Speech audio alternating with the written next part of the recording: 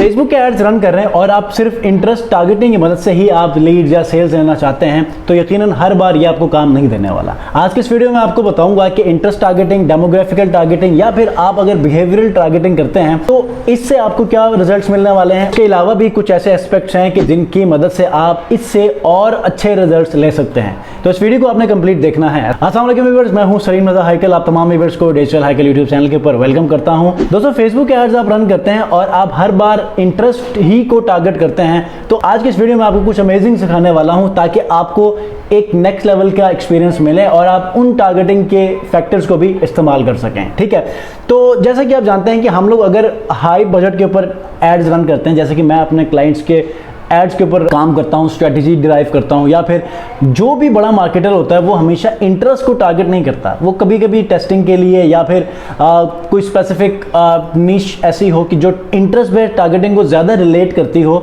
तो वहाँ पर टारगेट करते हैं। लेकिन यूजुअली हम लोग कस्टम ऑडियंस की मदद से हम अपने लीड्स या फिर सेल्स को जनरेट कर रहे होते हैं। स्पेसिफिकली अगर हम कोई ऑनलाइन स्टोर या फिर कोई लीड जनरेशन किसी भी बिजनेस के हवाले से जो है वो हम उसके एड्स रन करते हैं तो हम कस्टम ऑडियंस की मदद से हम लोग अपने तमाम कैंपेन्स को रन करते हैं। अब जैसे कि आपने बहुत सारे से सुना होगा कि इंटरेस्ट टारगेटिंग अब बहुत कम रिजल्ट्स या फिर ना होने के बराबर इसके रिजल्ट्स हमें मिलते हैं। ठीक है, तो कौन सी ऐसी चीज़ है कि जिससे आपको आपके फेसबुक एड्स के रिजल्ट्स अच्छे मिले?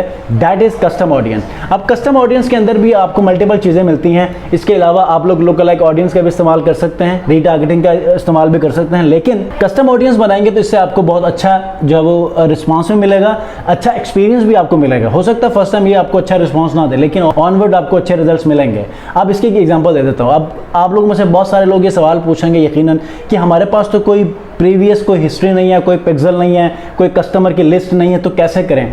तो आप लोगों में से बहुत सारे ऐसे लोग होंगे जो कि वीडियो देखने के लिए आएंगे और आप ही के पेजेस के डिफरेंट वीडियोस वायरल हो चुके होंगे या फिर कोई पोस्ट वायरल हो चुकी होगी। आपने उनका भी टारगेट करना। जैसे कि एक वीडियो है वो वायरल हुई है तो उनके व्यूज़ की मदद से आप कस्टम ऑडियंस बनाकर आप उसको भी टारगेट कर सकते हैं और उसी का ही लुक लाइक ऑडियंस बनाकर भी टारगेट कर सकते हैं और इन दोनों को रीटारगेट भी कर सकते हैं। ठीक है, एक चीज़। दूसरी चीज़ क्या है कि आप कहीं ना कहीं से, जैसे कि आप YouTube पे जाएंगे तो लीड स्क्रैपिंग के मल्टीपल आपको टूल्स फ्री मिलेंगे। आप वहाँ से लीड स्क्रैपिंग करके कस्टमर लिस्ट बनाकर उसको अपलोड करके उसको भी टारगेट कर सकते हैं और उसी का ही लुक लाइक ऑडियंस बनाकर भी उसको टारगेट कर सकते हैं। स्पेसिफिक निश के लीड्स ले लें और उन्हीं की मदद से आप एक अच्छी टारगेटिंग कर सकते हैं। ठीक है, अब ये आपको पता है कि आपकी निश कौन सी है, आपने कैसे लोगों का डाटा आपने लेना है और उनको अपलोड करने के बाद उसको मैनेज कैसे करना है।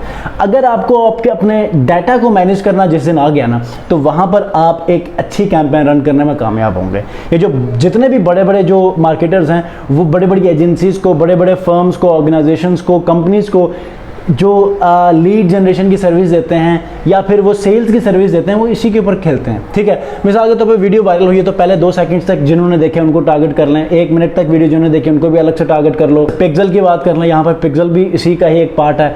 अगर आप लोग में से कोई ऐसे व्यूअर्स हैं जिनका पिक्सल अच्छी तरह मैच्योर हुआ हुआ है, पिक्सल की ट्रैकिंग बहुत अच्छी हुई है, तो आप उस पिक्सल के स्पेसिफिक पेज को, लैंडिंग पेज को, स्पेसिफिक प्रोडक्ट पेज को, उनको आप टारगेट कर सकते हैं, पेज व्यूज को टारगेट कर सकते हैं, पे परचेजेस को टारगेट कर सकते हैं, चेकआउट पेज को टारगेट कर सकते हैं। तो बहुत सारी ऐसी ऑप्शंस हैं कि जिनको आप यूज करके अपनी ऑडियंस को क्रिएट कर सकते हैं। बस सोचने की जरूरत है और आप उसको टेक्निकली कैसे लेकर चलते हैं, स्मार्ट वे में कैसे लेकर चलते हैं और उससे आप रिजल्ट्स को निकलवाते हैं, ये आप पर डिपेंड करता है। इस हवाले से कोई क्वेश्चन है, कस्टम ऑडियंस कैसे बनाई जाती है, कस्टमर लिस्ट कैसे अपलोड की जाती है, एग्जिस्टिंग जो पोस्ट है उसमें से हमने कैसे कस्टम ऑडियंस बनानी है, या फिर कस्टम ऑडियंस बनाने के तकरीबन 9 से 10 ऐसी ऑप्शंस है कि जिनका इस्तेमाल करके आप कस्टम ऑडियंस बना सकते हैं।